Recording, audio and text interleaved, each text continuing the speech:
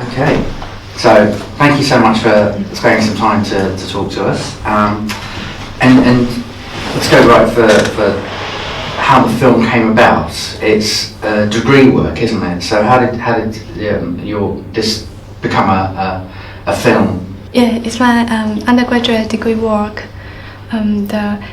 Rather than making a fiction film, at that time I prefer to use filmmaking to complete a diary or a poetry. Yes, and I think for this story, it's better to use the way of poetry or story or like a subconscious. Mm-hmm. And so, what was the inspiration for the story? Yeah, it has to talk about my family. I have parents who are not in law because in our society, our parents used to let their babies have another parents. So I have two father and two mother, and one mother and one father, they are not in law. And this story is about my father, not father-in-law. Yeah, we call godfather. Mm-hmm. And my original family, we are not bad in economic situation, because the generation of my parents, at the beginning of their after they graduated from university, it was a generation of Taiwanese economic become very developed. So by the chance they made some money to change our economic situation in my family. But on the other hand, my other parents, my godfather's family, they didn't, because they didn't have chance to accept the higher education at that time. So they didn't have many chance to choose work. So my godfather, he became a taxi driver, and he did the job over 40 years until we know he had a big problem, healthy problem, and he was going to die.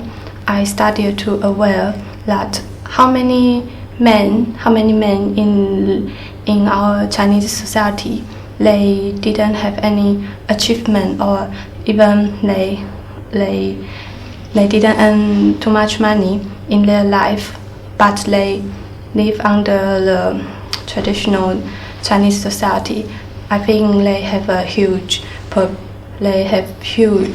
praise in the world. So I would like to make a film to focus on these men who live in the same society with us, but they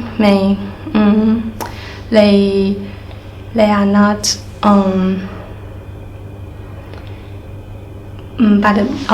they live the same society with us, but normally we ignore them because they are not special, or they are not successful, I think. Yeah. And also I would like to commemorate my godfather by this film, to let him relive again in my work. Yeah. What resources did you have available to you when you made the film? Were you able to follow a shooting schedule? Yeah. Or did you have to like a tight shooting schedule, or did you work on bits of it over a certain amount of time? And how long did you work on the film? Yeah.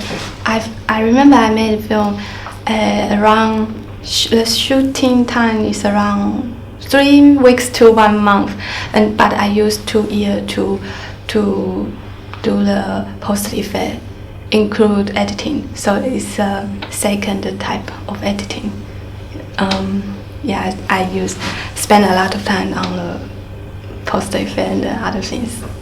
And so with casting, how did you go about casting it? You know, as you're doing a review, I'm guessing it was quite different. It would be quite different from actually doing even a short film where you might get. Did you get proper funding for it, or was it just from your own? Yeah, because we didn't have part funding or funding from school, so we started. Me and my other peers, we started to save money from the second or third year of the university. Yeah, so we use our own money.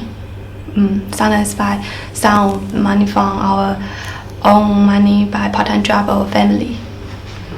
And casting, how did you go about casting? Yes, casting.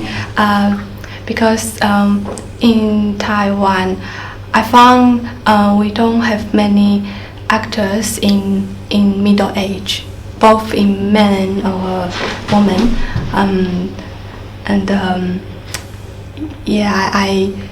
It's very difficult to find the main actor, Yan, who actor Yan, and the woman who actor his wife. Actually, she's my mother, because I couldn't find anyone to perform this character. And then I found, yes, maybe my mom is suitable for this character. And for this story, I think I think for this story, actor and actress, they don't have to really perform a lot, just present the situation and the feeling. I think it's enough. And so when you were writing the film, did you have very specific locations in mind? I'm thinking about, the room we see in it looks like an abandoned film that you keep coming back to, and it's got a very dreamlike quality to it. Did you have these in mind, or did you make the best of what you could find, or how did that come about? When I write the story, I think it's quite different with other directors, because normally when I have some image come out, I write down the scene by write or by drawing. Sometimes if I have some because I didn't have time to ask my godfather, because he has passed away, but I interviewed many taxi drivers about some strange story or some memories they remember very well in their working experience. So I write down many very short stories, and after I have a lot of notes, I started to sequence them and to construct the whole script. But the scenes I didn't have specific location where I want to shoot. I try to find a lot of similar places and choose the best one. include a room with a very old room. Appear many times in the film. It was in a factory. Factory, yeah. A very old factory. I suddenly found the space. Then I decided, yes, it's here. Yeah. Mm-hmm. I think what's really nice about one of the many aspects that's really nice about the film is this idea of it feels like this character is in transition from life and death, and also a taxi driver is always in transition and in movement, and I think that's quite a nice little analogy going on there. Whether it's deliberate or not, it's just a very nice idea. So you were the director, cinematographer, art director and editor, you know, how difficult was it to take on all these different roles in your first, you know, proper kind of short feature film? Actually I was wondering, is that good to play many roles, include director, cinematographer and writer and editor, but I think what I want to do is not just a film, it's a work. I want to make a artwork. So I think if I can manage all the important parts of the filmmaking process, I think the work will become what is more like I think. But if I cooperate with other people, I think the technical quality or the schedule will be better than I do many things. If I cooperated with other people, maybe the film will also good in many parts, like technology or the schedule. I was wondering, can I really manage all the important part in the filmmaking process? But finally, I think yes, because only me, I understand what image, what scene I want to show to the audience. So when you made this film, you know, did you think it might have its you know, a life? You know, would it would be seen outside of what you were doing for your degree? You know, did you have any idea that it would be shown at festivals as it is being now? I didn't think too much, but after that,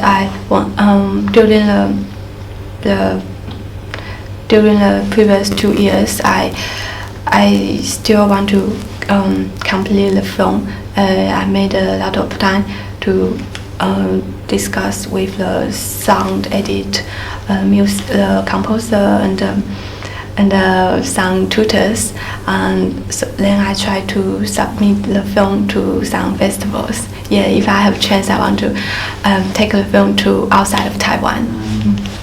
And has it been shown anywhere else apart from the Chinese Visual Festival and within Taiwan? This film, has it been shown anywhere else? Taiwan and Shanghai. And Shanghai, great. So, I mean, how have you felt about this, the way it's been received there? I think it's being shown today, isn't it? Is that right? But you know, when it's gone to the festivals in Taiwan and Shanghai, you know, how have those audience received it? I think I remember most of the audience they were wondering why I'm